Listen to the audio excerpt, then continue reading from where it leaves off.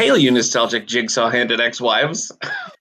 Welcome to a special crossover between 90210 Here We Go, the podcast that takes a look at each episode of the Beverly Hills 90210 franchise from Fox to the CW. And This Endorian Life, a Star Wars podcast from the Radio Meanwhile Network. I'm Kendra Mickles from 90210 Here We Go. And I am Steve Rudd from This Endorian Life. And I'm Nic Gunning from both. I'm the glue that combines us together. So true. So today we are discussing Sharknado 2, the second one, starring 90210's Ian Ziering. Kendra, will you crack open the Condor? I would love to crack open the Condor. Condor is committed to professional standards and professional ethics. The weak need not apply. It's Ian Ziering. I know, Steve, you don't know anything about 90210, but it is Ian Ziering. Ian, okay. You know, guys, before we get into Condor stuff, you guys met when we were recording the first Sharknado episode. Remember that? Is that true? I wasn't on an Ewoks before that? No, you Really? never interacted in any No. way. Yeah, and you both got on, and my computer had to restart, so it was just the two of you not knowing each other, just chatting it up before we did Sharknado. Yeah. Yeah. Good thing we're both Look at us. friendly, personable. I know, yeah. Yeah. Truly, when I knew that was happening, I was like, of all the people in my life, who would be best at this? And it is the two of you. Just you're a total stranger, and I'm on a video call with you. Yep, right. I do it for my job all the time. Yeah, have to that's be right. on video calls with strangers. So Yeah. Wow. Okay. All right. Sorry that I interrupted. Let's Condor it. This sci-fi original movie aired on July 30th, 2014. Wow. 2014 feels like a million years ago. It does feel like a It million really years ago. does. Yeah. They were really churning these babies out, too, because the Sharknado 1 was July 13th, I think, of 2013. So, a year. Boom. Yeah. Mm-hmm. They had to capitalize on all that Sharknado Sharknado craze. fandom. Yeah. No, last year, I'd never seen any Sharknado movies, and you guys had both seen them. So have you both seen Sharknado 2? I had never seen this one. I have not seen 2. I've seen 3. I've seen 4, and I'm not 100% sure I've seen 5, but I know I've seen 3 and 4. But this, I was like, oh, I just assumed I had So this seen was them. a little surprise. Okay. Yeah. I was like, oh, okay, all right. All right, well, let's look at some birthdays. July 30th, Hilary Swank, who plays Carly in the later years of 90210, turned 40. Short-lived stint. Oscar winner Hilary Swank on 90210. Also on July 30th, Carl Strucken, who so. played King Tarek in Ewoks, The Battle for Endor, turned 66. No way. Yeah, that's right. Steve, when I hear Carol Strucken, do you know who I think of? Another franchise. I don't. He's Mr. Hom from Star Trek The Next Generation. No way. Was oh my also gosh, King are you Tarek serious? Oh, that's in the Ewok movies. Oh my gosh. Yeah. Yeah. So great. That guy's been around forever. You sure it's 66, not like 166 like this guy? Because of his makeup, he looked like he was already True. 90 years old and that. For his current age, it was just the infinity sign, so I guessed. I'm not sure. It just looked like 66, so we went with it. Yeah, we went with it. Movies, August 1st, 2014, Guardians of the Galaxy premiered. Oh, okay. Love Guardians of the Galaxy. Yeah. Oh, such a great flick. And August 8th, Teenage Mutant Ninja Turtles. That's crazy. My kids just watched that yesterday. What do you mean, This one, I've tried so hard because I love the Turtles. And these what about the second duology of movies. I haven't seen it. Because I tried to watch the first one multiple times, and I just get to a certain point, and I'm like, I hate this so much. And I think the second one's better. Tara, well, no, she likes April from the first one. I like April from the second one. I don't know. I thought the second one was really good. The third one is meh. Wait. Are you talking? You're talking about 80s, 90s Turtles. I'm not talking about those. I'm talking about the new Turtles. No. This is 2014. Yeah, 2014 Turtles. Oh, this is 2014. Oh, that was TMNT then, right? Yeah. You and I saw that. Okay. You didn't even know that there was a new Turtles franchise. There's one more beyond. There's the Turtles trilogy that you were talking about. Then there was the CGI animated TMNT with Sarah Michelle Gellar and Chris Evans. That's what. And then after that was this live action, and there's two of them. Oh my gosh, that's right. And it's Yeah. oh wow, yeah, these were terrible. These were terrible. Sorry, Okay. I There you go. strike that from the record. I'm talking about the original '80s. Yeah. Okay. But Yeah. I don't remember the names. I didn't realize it was just. Well, Yeah. I'll speak up for them. I don't hate them, and my husband Eric really, really likes them. I know he likes the second one. I didn't realize he would go so far as to say. Well, really, okay, really like. you're probably speaking more truthfully. Okay. He does like the second one for Okay. sure. Okay. All right. All right, TV, June 25th, Mystery Girls, starring Jenny Garth and Tori Spelling, debuted on ABC Family. Ooh. And Joey Tata also appeared in the series. These are all 90210 people, Steve. Okay, yeah. So that's the relevance. I'm rolling with it. No, I figured it. And July 26th, the Phineas and Ferb Star Wars special aired on the Disney Channel. Oh, yes. My son loves this. My son and my brother, actually. They watch it together. They have watched it together many times. Are your kids Phineas and Ferb? Or do you like Phineas and Ferb, Steve? We haven't recently, and I've actually never watched the Star Wars special. I completely forgot that Phineas and Ferb did that, and I do remember that they did that. Synergy. Yeah. It's a little Disney synergy for you. I never really watched it, but I do like Perry the Platypus. So. Perry's great. Yeah. Yeah. You know, his little. Wow, that was so good. It's good voice work, yeah. It's something like that. Yeah, I don't know. All right, video games. July 25th, Sharknado, the game, based on the movie, was released for iOS. Yeah, it's particularly based on the second movie, and it's like a perpetual run kind of game where you're just like running through fighting sharks. I've never played it, but it sounds fun. Oh, like a temple run type thing? Exactly. Yeah. Okay. And August 21st, Star Wars Commander is released on iOS and other mobile platforms. This I like this blend of 90210 and Star Wars facts we have going here. It's impressive. Yeah, I'm liking the vibe. I love Star Wars, so I'll talk Star Wars any day. Yeah, you admitted in our last Sharknado episode that Return of the Jedi is your favorite, and you've long loved the Ewoks. So and I feel no shame for that. I watched Obi-Wan Kenobi, finally. We don't have to get into it, but I did watch it. You finally caught up on it. Nice. Okay. I did as well. I finally binged it. All right. We'll have to have an Obi-Wan Kenobi talk later. Okay. Another time. Yes. Perhaps. Yeah. Hello there. All right. Books. July 14th. April's fictional book that was referenced in the movie, How to Survive a Sharknado, was actually released by Three Rivers Press. There you go. No way. Oh, man. That's now fun. I need to look for that. That's just a bit of fun. And August 5th, Rise of the Rebels by Michael Cogg, the first chapter book based on Star Wars Rebels, was released. Oh, I love Star Wars Rebels. I haven't That's seen my it. favorite. That's my favorite of the animated. Yeah. I just said I love Star Wars, but yeah. I mean, don't tell the Ewoks people. You know, Yeah. And I do prefer to watch Rebels. Yeah. I like Freddie Prinze Jr. You know, that was a throwback. Every time hearing his voice, I'm like, oh yeah, Freddie Prinze Jr. Yeah. He did that sitcom with Brian Austin Green from Beverly Hills 90210. Oh my goodness. Connected it. There you go. 1 degree of separation. Look at that. All right, Nick, take us beyond the zip code. I will, Kendra. Sandra Denton, who plays Polly in Sharknado 2, is better known by her stage name, Peppa, because she's half of Salt and Peppa. Yes, she is. And here's what's funny about this. On Sunday night, I went to see the mixtape tour, as Kendra and I discussed in 90210, and I saw Salt and Peppa live. So I saw her for real. And then the next night, I watched Sharknado 2, and I was like, that's Peppa. You were just in the same building. Yeah. Yeah. All right, well, let's look at the synopsis for Sharknado 2. You can probably guess what Sharknado 2 is about, but here we go.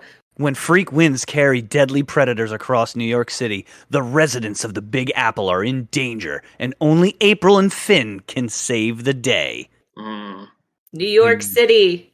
Yep. You can't mess with New York. Yeah, that's what we're going to learn. You mess with all of us. All right, Nick, who's living in Beverly Hills? Or New York City?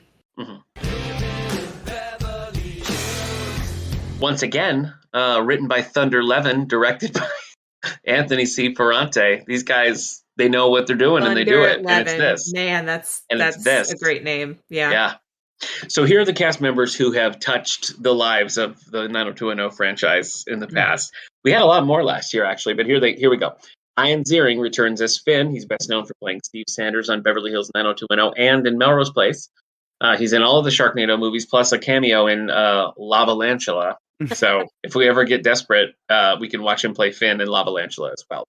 Excellent. Here, joining the cast, we have Vivica A. Fox, who's playing Skye, and she previously played Sharish Ash on Beverly Hills 90210. This is her first appearance in the franchise. She'll come back in later Sharknado appearances here.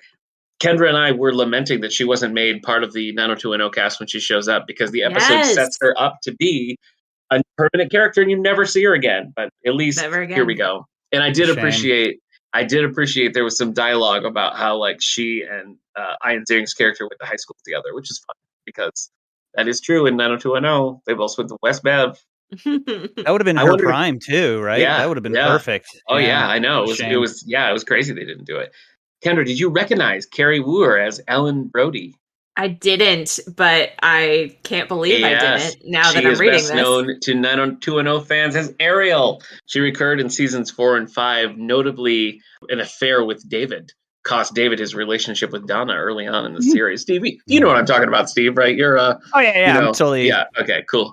Here's a fun thing. Last time we were noting all the little like allusions to Jaws. This time they're just straight up out there. Because Carrie Wooer is playing Ellen Brody, and that is the name of Lorraine Gary's character in the Jaws franchise. That's right. Oh, wow. Yeah, no shame. No shame. Leaning into it. Yeah. And actually, her husband is played by Mark McGrath of Sugar Ray for some reason. I don't know why. But well, I did, as I was watching it, I thought she looked familiar, but I didn't recognize her name, and so I just didn't connect. Yeah, that's hilarious. Yeah. Wow. So yeah, we have her, and then finally we have Rachel True, and she recurred on 90210 as Jan Myler in season 4, specifically the beach episodes. And here she appears as First Officer Johnny Valentine. We have Tara Reid back as April, and I feel like in this movie they were kind of like, let's keep Tara Reid away from the main plot, because she was really just like in her own little world for 90% of this movie, and I feel that was a good choice. Still in it a lot, though. She is, but it's like adjacent. It's like just a B plot that is all Tara Reid. I was mentioning Mark McGrath, who plays Carrie Wooer's husband. His name is Martin Brody, which of course is Roy Schneider's character's name in Jaws. So even the couple's name is just exactly the same, which I think is fun. Hilarious. Kendra in the group chat, Kendra was like, "Good luck listing the cast because every person is in this." So I just pulled out a couple here, and there were a few cameos and smaller roles that were kind of fun, playing on some characters that people had played in the past. So Robert Hayes is the pilot. We started on a plane, and he, of course, was the pilot in Airplane. So there's a fun little thing there. Oh, yeah. It's the first one I noticed. I was like, oh, shoot. Yeah. We have Damon Johns of Shark Tank as the Wall Street guy who meets an untimely end. We have... This one is sort of like, it's extra stupid, but also double funny to me, because we have Billy Ray Cyrus as Doc Quint. So Quint, of course, is a name from Jaws, but Doc, Billy Ray Cyrus was on a show on the PAX network called Doc, where he played a doctor. And so it's like a double joke that I don't even like who even gets that joke, but it's true and it's there. You do is the answer. And then we have Judd Hirsch as a taxi driver. Of course, Judd Hirsch was the star of the sitcom Taxi. So, and that was the only, I thought maybe everybody was going to be like that, but it was just those ones that I really picked out were like referencing other things. So throughout the movie, we had appearances from Andy Dick, Downtown Julie Brown, Peppa, of course, Richard Kind, who I love, Richard Kind from Mad About You and other things, Robert Klein, Kelly Ripa, Al Roker, Michael Strahan, Will Wheaton has a little cameo in there. So as many of that level celebrities as you could shake a stick at. I couldn't believe how many cameos were in this. I was so thankful that I was watching it on Amazon so I could keep pausing, because you can see like who people are when you pause. And it really helped me to it was crazy. Like, all right, who's this? Yeah, it was really like I felt like there were no extras in this movie. It was just all C-list celebrities, like basically playing themselves. So that's more or less the cast.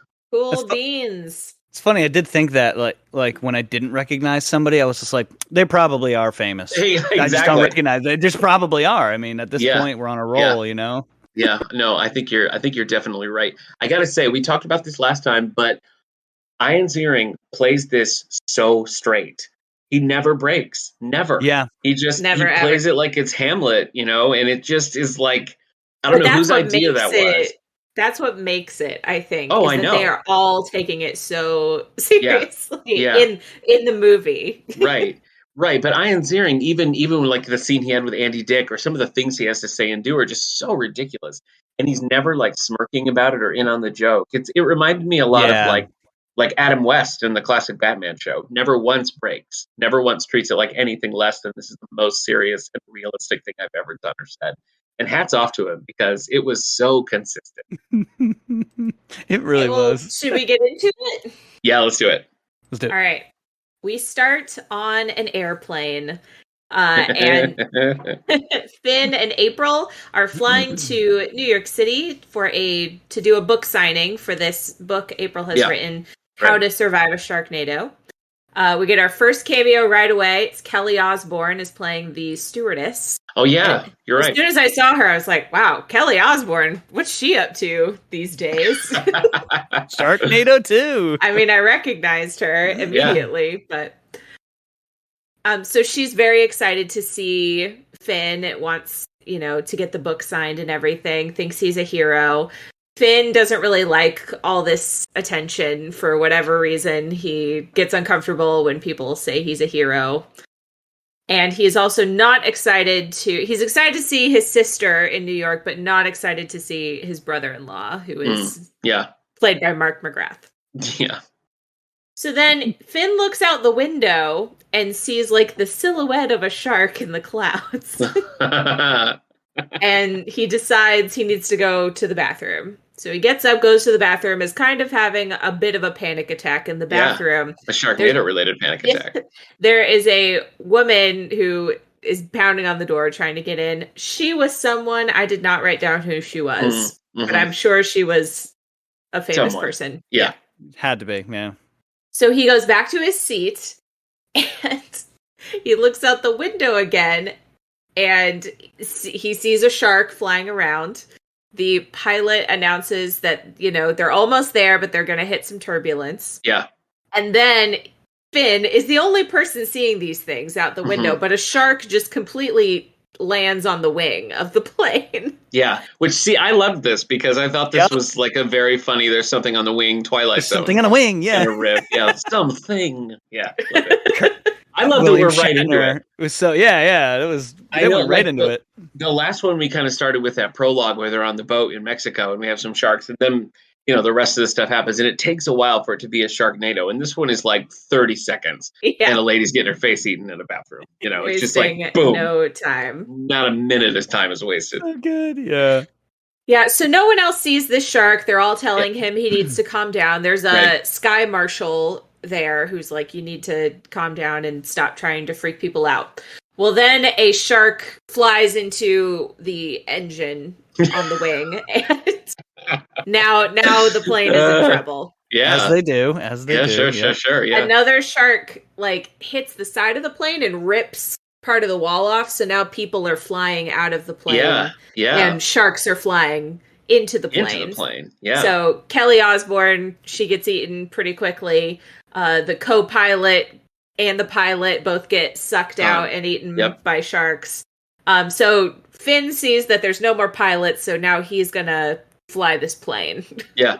I was kind of surprised. I mean, just thinking about Robert Hayes, it's not like Robert Hayes is an A-lister, but he was at one time, and still kind of like John Hurt in the first movie. I'm just surprised that at only at Sharknado 2 can they convince all of these people to spend time making Sharknado 2. Yeah. Yep. It's crazy to me. But I remember the hype for this was insane. Everybody was talking about it. So it's like they pulled people off the street in Hollywood, in the studios, whoever's in the area, pretty much. Yeah. Andy Dick just hangs around there 24/7, hoping I'm sure he does. Happens, so. He probably really is a security guard there.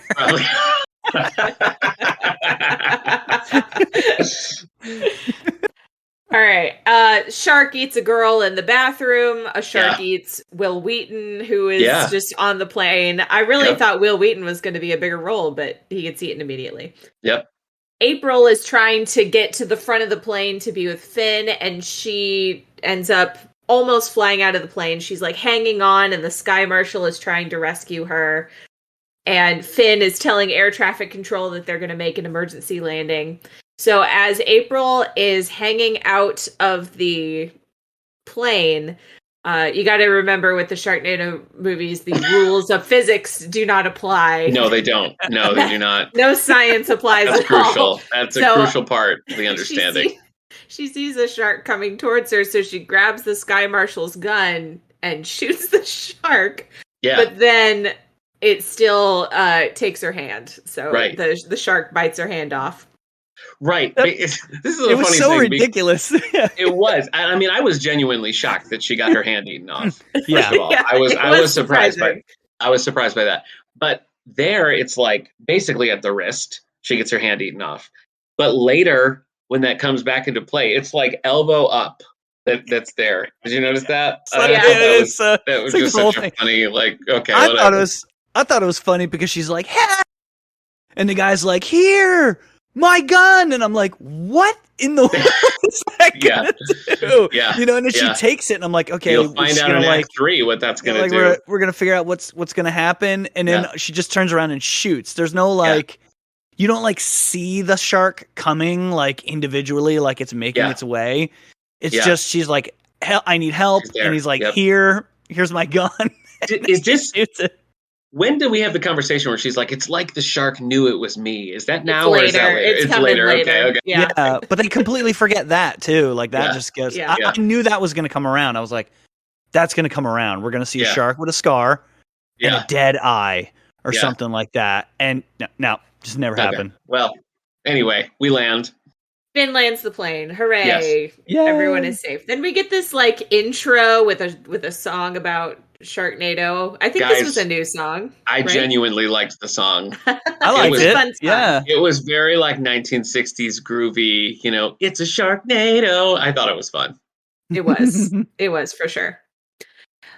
Then we go to Times Square where Ellen and what is Mark McGrath's character's name? Martin Brody. Martin. Okay. Ellen and Martin are with their children and they are excited to be in New York. They're splitting up. The girls are going to meet up with some friends on Liberty Island. Liberty Island, and the guys are going to a baseball game. Mm-hmm. They're all going to meet up later for dinner, and I'm sure they will be able to do that. Yeah. Ellen tells Martin, "Don't fight with my brother. Mm-hmm. You guys, you got to play nice." Then we see on the news, well, it's not the news, it's the Today Show. And they're talking about... Burn Today Show. Sorry. It's not the news, it's the Today Show. Yikes. Those are mutually exclusive. Yeah. No, they talk news. Yeah, sure. So, currently... very canceled Matt Lauer is there talking about the plane that just did an emergency landing and what happened with the plane. Finn is being interviewed and he's saying, "The sharks are coming. We've got to warn people. We have to do something about this Sharknado." And his speech was very reminiscent of the speech in Invasion of the Body Snatchers, I thought. I feel like that was another little homage. Yeah. And he's talking to Andy Dick, who is playing this cop who could care less about what Finn has to say. So great. Yeah, he's like... And so then... So guys, I watched this on DVD. I checked a DVD out from the library, and that's how I watched it. But did you go to a store for a DVD player too? Bird. I watched it on my Xbox, Steve. Oh, okay, that's right. But it had bloopers on it, and the bloopers were funny, and like the Andy Dick, and particularly the Judd Hirsch outtakes were very funny. But Andy Dick had a lot of just like I'll have to look up and see if those bloopers are on YouTube because there is little I like more than a blooper. Yeah. I know. I love bloopers. Okay, so then they're taking they take April to the hospital so she can get help for her arm. Then we go to what's their actual show called? Kelly Ripa and Michael Live. Strahan. It's called Live? Mm-hmm. Oh. So like live with Regis and Kathy Lee, live with Kelly and Michael, whatever. Okay, I thought it was just called Kelly and Michael. But they're talking about how April was supposed to be a guest, but her plane crashed. Right. Or whatever. At the hospital, the doctor, played by Billy Ray Cyrus, is saying that the surgery went well, but she's going to need some recovery time. She's going to need some rehab. But she'll be okay. Mm-hmm, mm-hmm. The prosthetics they have now are just amazing. That's what he said. On Liberty Island, Ellen and I believe the daughter's name is Mora, I want to say. They're looking at the Statue of Liberty. Hooray. Then back at the hospital, this is where April is telling Finn, it's like this shark knew who I was. Yeah. Yeah. It's like he was coming for me. So that is the plot of Jaws 4. The Ellen Brody character moves from like Maine to Florida, and there's all these shark attacks, and she's like convinced that it's one of the sharks from the original Jaws who is coming to like kill the whole Brody family. So clearly they're referencing Jaws 4 there, which I thought was pretty. So the shark is like a serial killer. Exactly. Yeah, trying to wipe out the whole, killing the whole bloodline. Yeah. Okay. Then they have this whole conversation about why did you marry? They're separated, but they're like together. They're divorced still, but they're kind of dating again. Yeah, right. And she's asking, why did you marry me? And he's saying, because I wasn't perfect and you didn't care. And then they're, watching the weather and seeing that the Sharknado is a coming. Zero chemistry between these two, by the way. Yeah, none at all. I know that's like the least of the problems production wise, but like I feel like if I don't know, I think they painted themselves in the corner casting Tara Reid. I just don't think they were thinking this is going to be a 6-movie franchise, and like I don't know, she's just not good in it. she's just not an actress, and I feel like if the two of them were really rock solid and their relationship was like fun or interesting, that would really amp up like the enjoyment of watching it. So like that's one knock on it, I gotta say. I feel like they didn't have to bring her back for the story. It's true. So I'm wondering why they did bring her back at all. I know, and it's kind of like the way they separate her from him for most of the movie and sort of introduce Skye as a potential love interest. I'm like, yeah, go in that direction. Like, I'd rather have Vivica Fox any day, Like, she's just much better. Yeah. So, anyway. She's way more likable than Tara Reid. That's right, for sure. Yeah. Back on Liberty Island, they're looking at the Statue of Liberty, and they meet up with Ellen's friends. One of them is Peppa, and her character's name is Polly. Real good. I didn't write down who the other friend was. I don't remember either. Not Salt. I can tell you that because I just saw Salt on Sunday, and that wasn't her. Yeah. So Ellen gets a call from Finn, and he says, "Hey, Sharknado's coming. You need to get back to the mainland, to Manhattan. Down those hatches, yep." And she says, "I need you to go get my husband and my son at the game. I gave April a ticket for you." And he like reaches in the bag and is like, "Oh, look, a ticket." Because he's like, "How am I going to get in there? I don't have a ticket." And so he's going to go get them. They're going to head back to the mainland. They're all going to meet at the hotel. They hang up the phone and they look in the water, and there are just sharks all in the water. Yeah. Why they're there? The Sharknado's not there yet. It's just like the sharks are in ready. New York. Yeah. In New York. We get another little Today Show where Al Roker is talking about not only is it a Sharknado, but it's also snow. It's like all the weather. Snow. Yep. Rain and snow. I gotta say, like, after Ian Ziering, I think Al Roker was the one who was most in it in this movie. I can't knock his performance at all. He was in it very a lot. convincing. Very convincing. Kendra, do you want me to tell my Al Roker story? Sure. One time my grandpa and I were outside of the Today Show, and we were hoping to see anybody coming, and then a door opens, and Al Roker comes running out right in our way, and we jump out of the way, and my grandpa jumps in front of him, and they high-five, and he runs off and jumps in a taxi. That's the That's end of it. Really funny. That's the end of it. Yeah. Well, that's great. Yep. Finn catches a taxi. He's still trying to call Martin, but for some reason Martin's phone is dead. Yeah. The taxi driver recognizes him. As Finn, the person who saved LA. Yeah. Yeah, the savior of the Sharknado. And this is Judd Hirsch, taxi driver Judd Hirsch. Yep. At the ballpark, Martin and the son are there. We have Judah Friedlander is playing their friend Brian. Yeah. You know him best from 30 Rock. And then Vivica A. Fox is also there. Her character's name is Sky. Mm-hmm. And she says she's going to go look for Finn and because, maybe he doesn't know where they're sitting. He has a ticket, so he would know, but whatever. He would. The taxi is going too slow for Finn, so the taxi driver decides to take what's his name? Ben or something? I can't remember. Ben, the taxi driver. I don't know. I didn't write it down. He takes another route to get them there faster. He also asks Finn what the inside of a shark smells like. Yeah, and that feels like an improv to me. Not good. Yeah. Yeah. Not good. He's like, not a cod, or like a tuna. I thought that was funny. Back on Liberty Island, the ferry has arrived, and everyone makes a run for the ferry.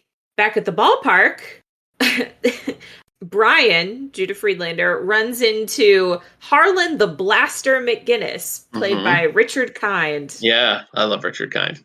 I love Richard Kind, too. And he is very excited to meet Richard Kind. And then he tells Richard Kind's character, Harlan, tells this whole story about... They're just like in line for food or something. Mm-hmm. And he tells this whole story about how he used to play and it was his last time at bat and he missed the ball and he made his dad disappointed in him and all ruined his life. Yep. Yeah. I feel like that he made up right there, But it kind of it pays off. It resolves later. Payoff, yeah. So that Finn arrives at the ballpark and Ben, the taxi driver, gives him his card so that he can call him if he needs a quick ride. Why he doesn't have the taxi driver wait, I don't know. Because they will need a ride momentarily. Right. Back in the hospital, April is not liking that the storm is coming. She really wants to leave. She wants to go be with Finn. She's got to get to Finn. Yeah. And while she's telling the doctors this, they come in and say, they're evacuating parts of the hospital. So she's going to have to evacuate. Yep. Back at the ballpark, Finn runs into Sky, Vivica A. Fox. And there is way more chemistry between these two than between Tara Reid and Ian Ziering. But, we kind of learned quickly that they've known each other a long time. They kind of had this relationship before. She says, I forgot to give you something the last time I saw you, and just gives him a big kiss right out of the gate. And he's like, oh, that was great, but I'm actually with April still. Yeah, again. She's like, I thought you got divorced. And he's like, well, we did, but Sharknadoes bring people together. So they go back to the group, and Finn tells them, we have to get out of here. The Sharknado is coming. And while he's telling them that, the Sharknado hits. It arrives. Because they're right on the water.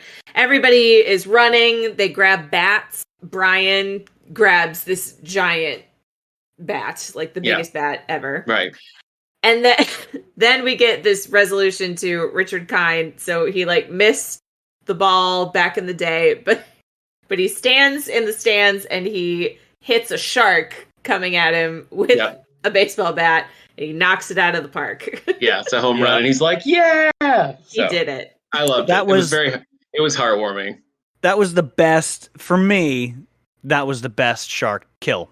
Yeah, that was pretty good. Oh, yeah. I just love the way they teed the whole thing up with the story and then it instantly pays off. I thought was genuinely funny. Yeah. So everyone runs from the stadium. Sharks are falling and eating people. They run to the subway station and the train arrives. Everybody gets on. Then we see some two guys who are going into like the waterways because they need to turn off a thingy so that the subway station doesn't flood. And we're going to go back to those guys in just a minute.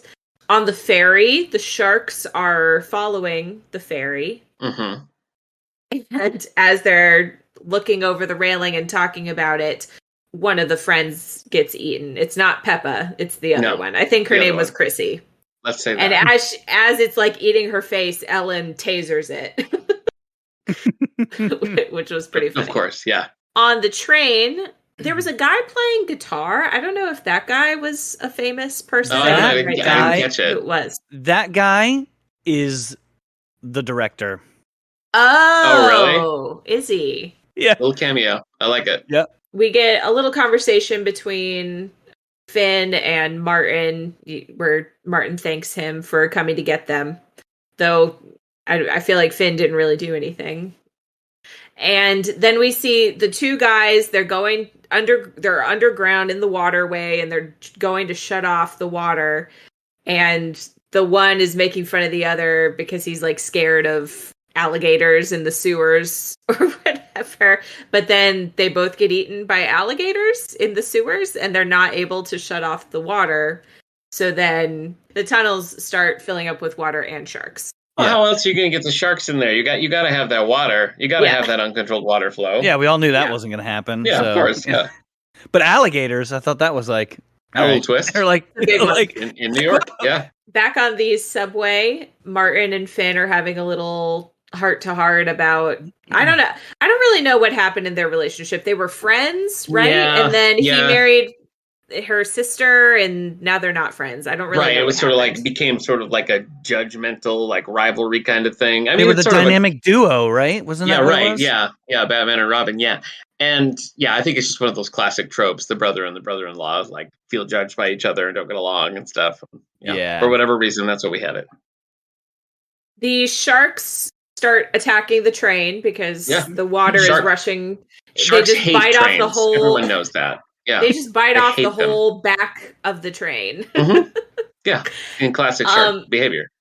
Some people are waiting on the platform. The subway goes right past it, but the water and the sharks get the people that are waiting. Perez Hilton is one of the people waiting for the train. Yep. So he gets eaten. Everyone is trying to make their way, forward on the train. Brian is helping some people with his giant bat, but then he ends up getting eaten. He succumbs to, shark. Goodbye to Brian. So then the train stops at a station. Everybody gets off. Finn stayed behind to help a woman who was about to get eaten. Right. And now he's fighting off a shark. The train pulls away. There's no water. Or, no, there is water. Is, like, the whole thing filled with water now? I think so, yeah. We're pretty much full. But the train pulls away, and the gang is like, oh, no, Finn. He's still on the train, but he's not. He made it. He's alive. Good. He hates the subway. Yeah, so there's a lot of movies left, so good. He's got, like, a little shark that's, like, biting his butt. Mm-hmm. And everyone's like, oh, you got something on your butt. That's cute. Yep. So they come up from the subway, and they catch a taxi with... Ben, the taxi driver. He's back. Hirsch. While this is happening, the girls get off the ferry, so they're back in Manhattan now. Yeah. So we've got sort of like three main points of action. We've got like the fellas, the ladies, and April and Billy Ray Cyrus. Those are the that's the narrative pyramid that we're working in right now. In the taxi, the son suggests that they go to his school after they find the girls, because he thinks that will be safe for some reason. Mm-hmm. They say they need weapons. Finn's like, we need weapons to fight the sharks, but there's no gun shops in New York, no chainsaws. They're not going to be able to find that kind of stuff. Finn says he needs propane tanks, because if you remember in the first movie, the way they stopped the Sharknado was by exploding propane tanks in the midst of the tornado. It's a pretty good idea. Yeah.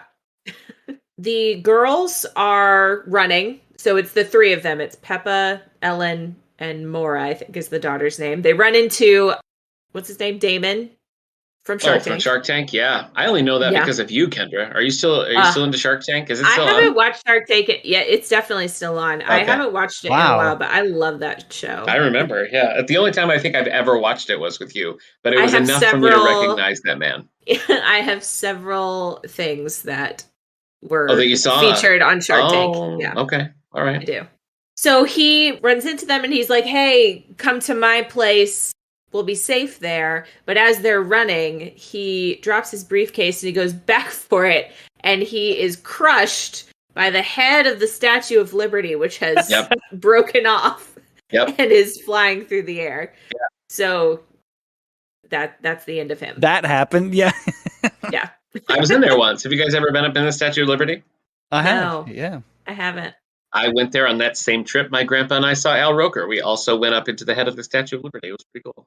I've been to Times Square, but we did not get out to Liberty Island. Didn't you lose a kid in Times Square? I did, but I found the kid later. Eventually. You're right. Sorry. It's all fine. The kid was fine. As far as we know, it's all good.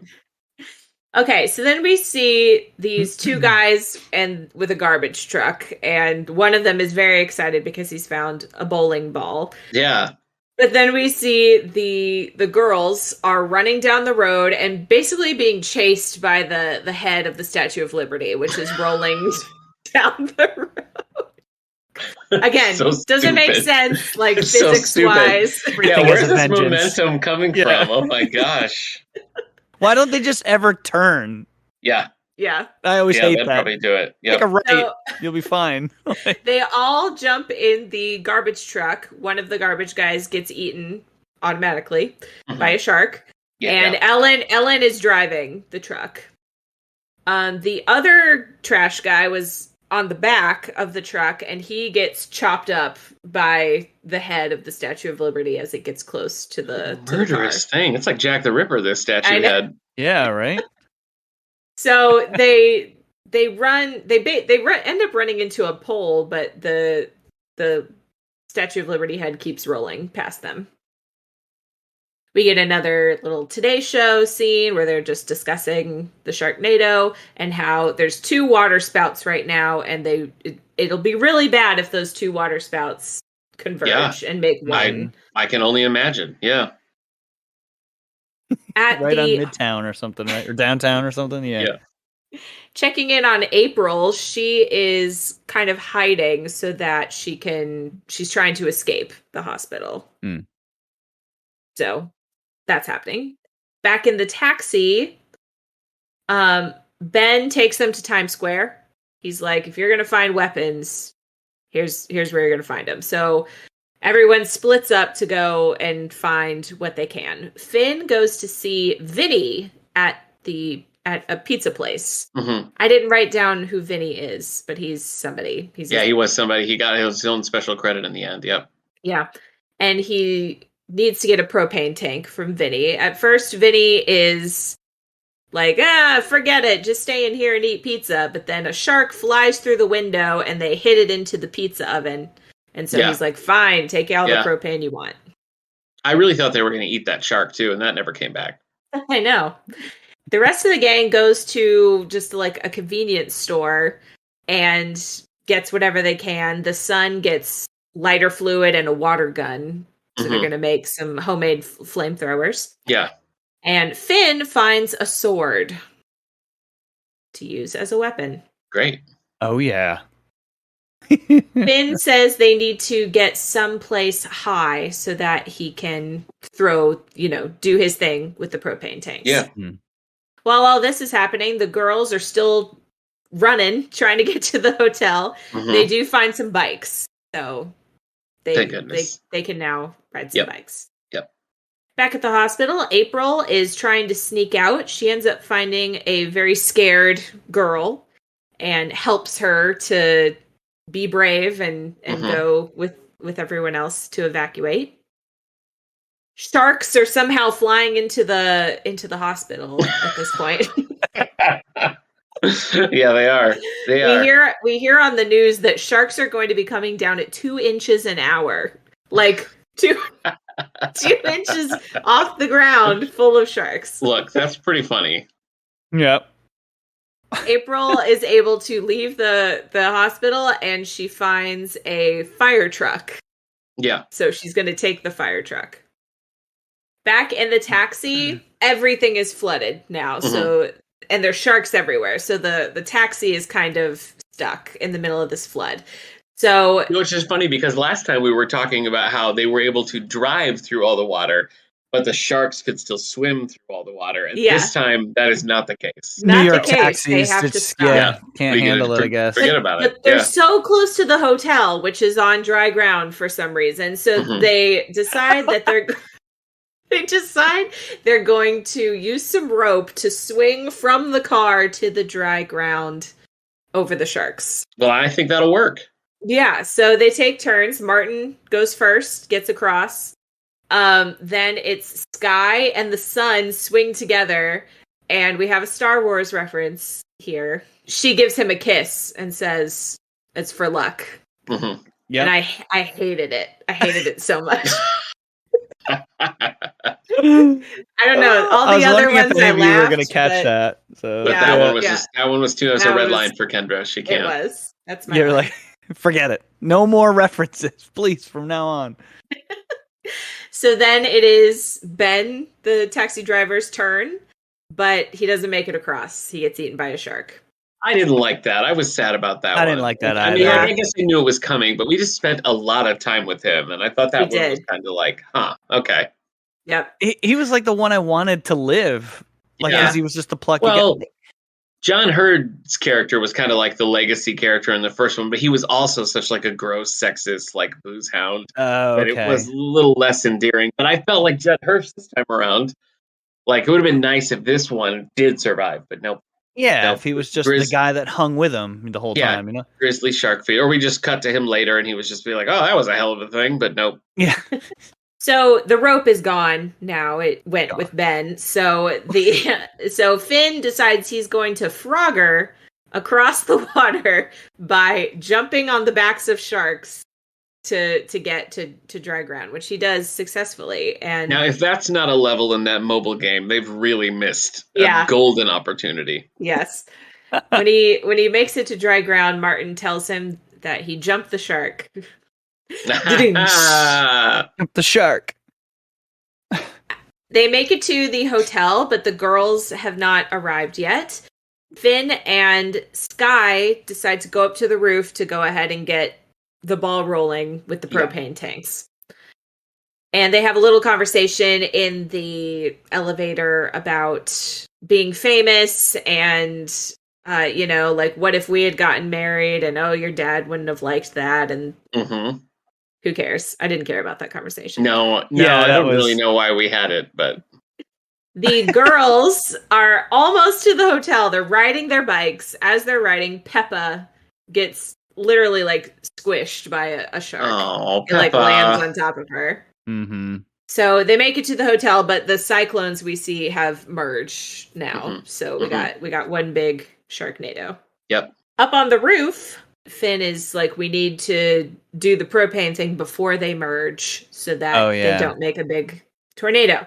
So Sky went to a toy store and got one of those big slingshots that you can, like, slingshot pumpkins with, or whatever you would slingshot with them. So they set that up. That's their plan. They're going to slingshot these propane tanks into the Sharknado. Ellen wants to go up on the roof, but her family stops her and says, you need to stay down here where it's safe. So they start slingshotting these propane tanks, but it's not working. Like they did a couple, like they did 2 one at a time, and it's just not working. Right. Between doing that, Sky picks up a sword and chops a couple of sharks in half that are coming their way. I thought that was kind of fun. I mean, it was ultra cheesy, but Vivica Fox just like really went for it. And, it was a crowd pleaser. I liked it. Yeah. And Finn's like watching her like, heck yeah. Yeah. So then they decide to tape 2 propane tanks together and do a double bomb. That doesn't work either. And Finn says even the Sharknadoes are tougher in New York. Jeez. Back down in the lobby, the sharks are now coming into the lobby, so the family is running up the stairs to get away from the sharks. Now they try 4 propane tanks taped together. That doesn't work either. But now all the sharks are on fire and falling from the sky. Yes. So now you have on fire sharks to deal with. Yeah, that actually seemed to have made the problem worse, you guys. Yeah. I think it's worse now. I think it's significantly, yeah. Mm-hmm. So Sky and Finn give up and they run down the stairs and meet up with the Brody family who is running up the stairs. Right. They're being chased by sharks either way. There's sharks coming down, there's sharks coming up. So they get to a door, but it is locked. And there is an axe close by, but they have to kind of bypass a shark to do it. So they decide to do the bait and switch. Mm-hmm. Where Martin runs down and says, "Hey, look over here," while Finn grabs the axe. Jurassic Parky? Maybe a little Jurassic Park there? Maybe. I don't know. Was that it was the same direction. Yeah. It was just him at the stairs. They were standing right next to each other. They were just standing right next to each other. Yeah, it was like you're not gonna fool the shark.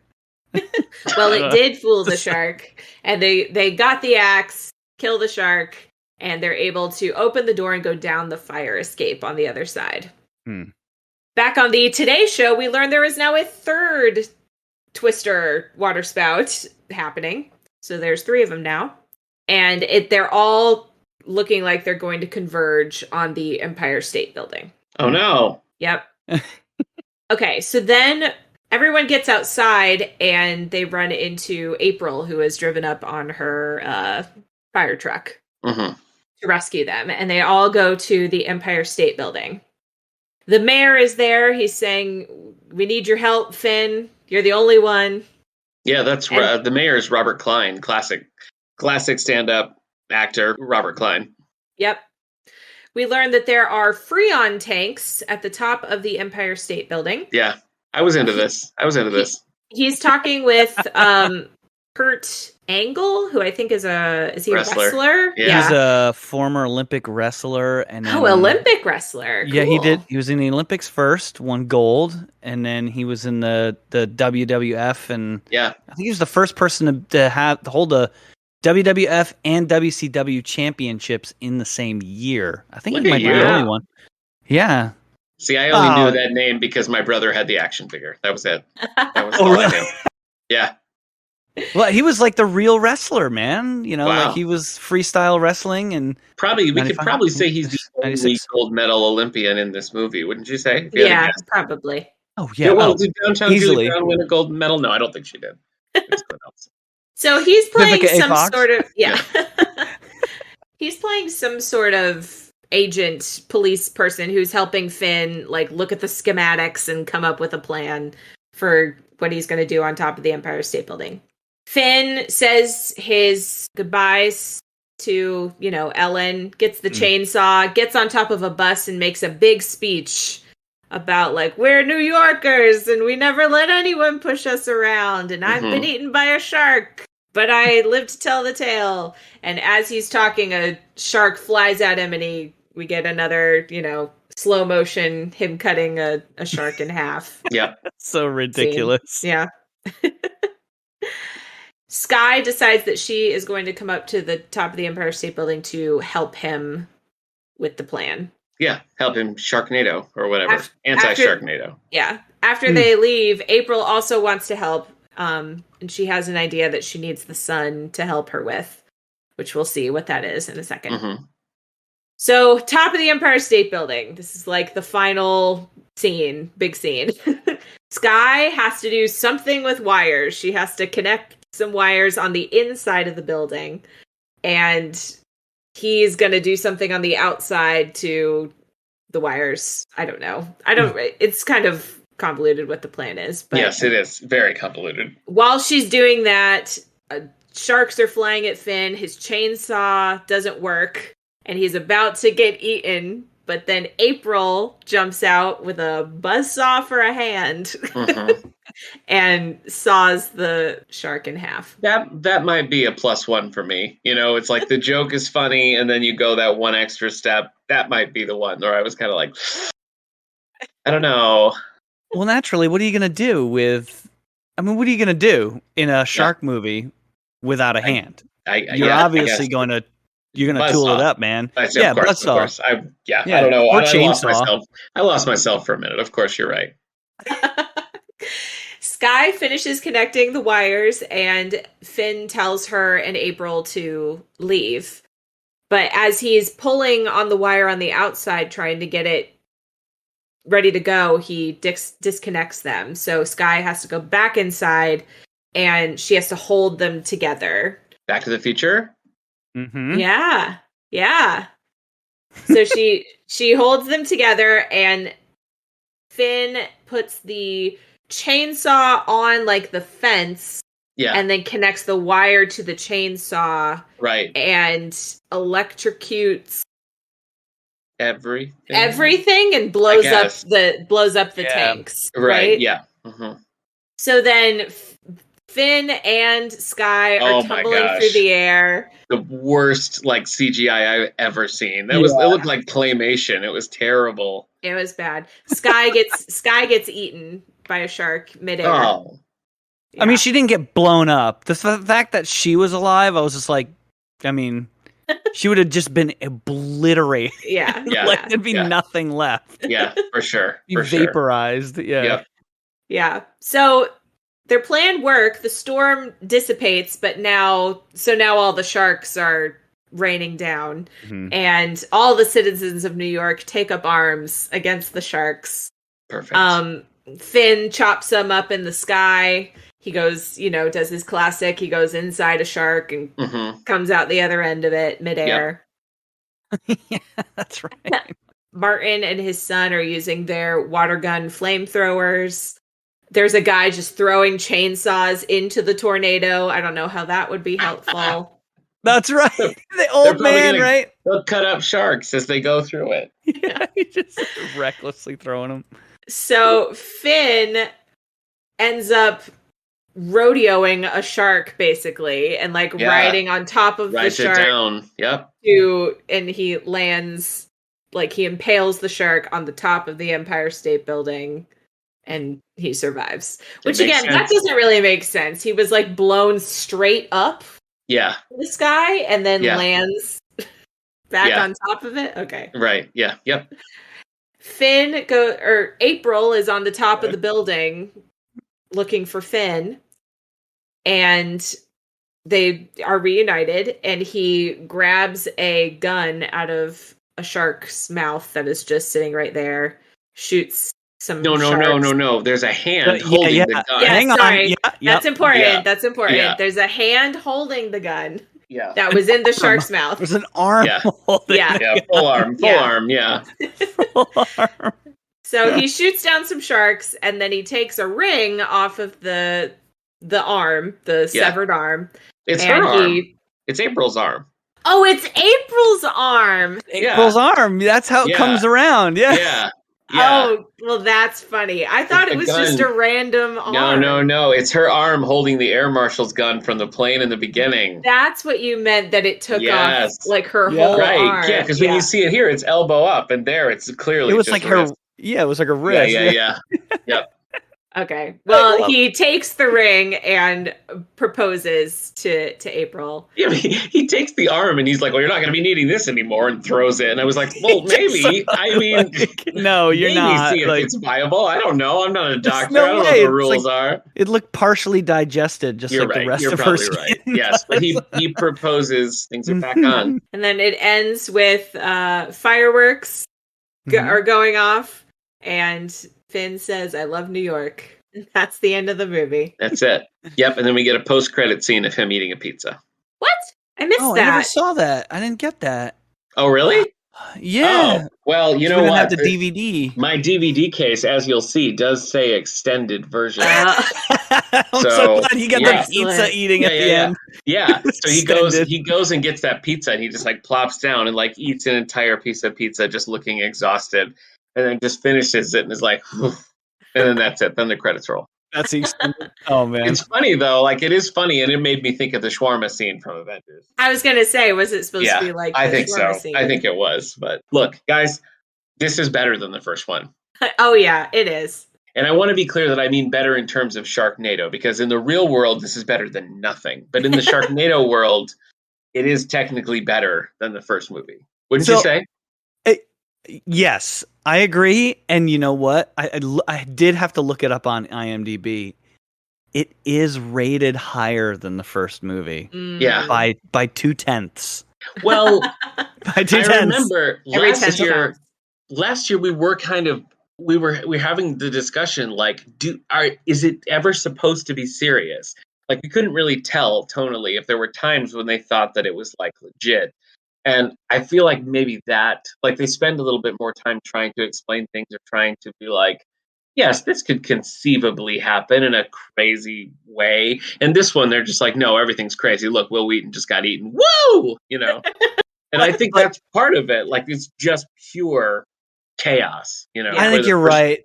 Yeah. The first one wasn't sure if it wanted to be serious or not. But this one, yeah. I feel like I'm going to say his name right. Ian. Yes. He was the only serious one, and I think that works. The fact that like, he's the only one that's serious, and everyone else seems to be like part of an outrageous story. Yeah, everybody else is aware that they're in a Sharknado movie, and Ian Ziering really is playing it like he's going for an Oscar. And I think there's something like genuinely, I think there's something kind of brilliant about doing a movie like this and having the lead play it so straight. I think that's cool, and I think it's what makes the movie work. Yeah.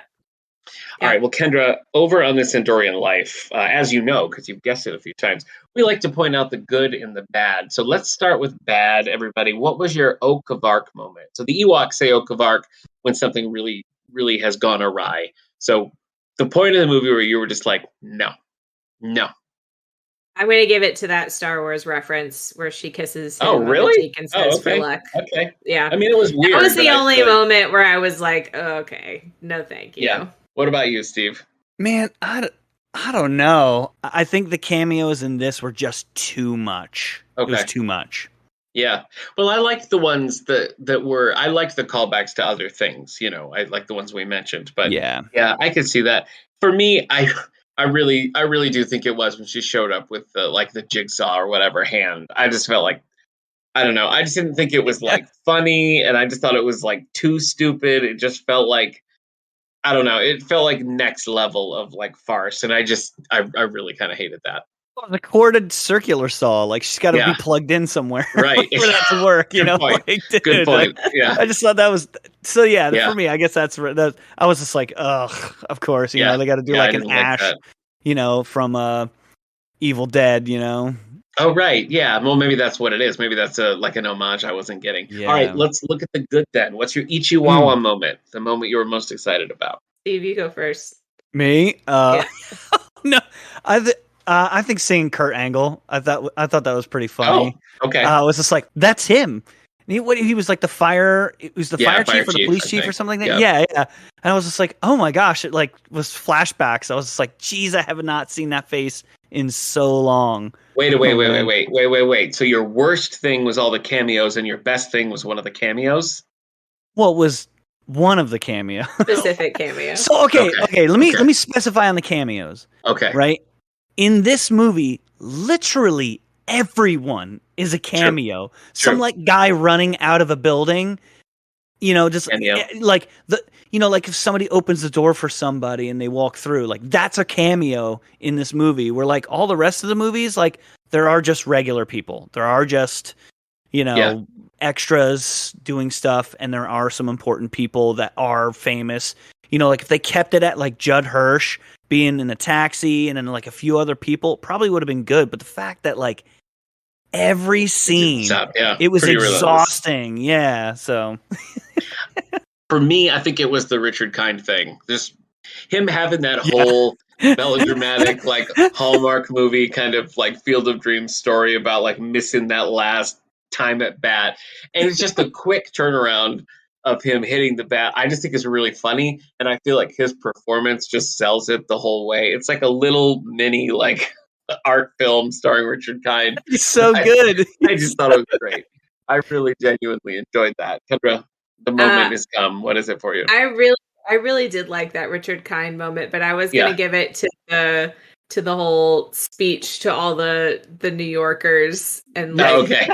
we are You New like York. that? Yeah. Okay. Can't beat New York. Okay. Just All right. laugh. Wait, is that your good moment or your bad moment? My good moment. Your good moment. Okay. Okay. All right.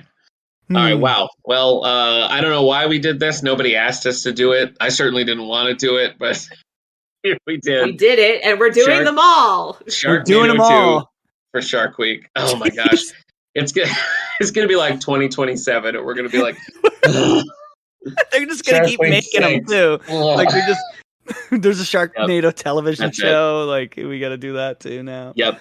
Oh, yep.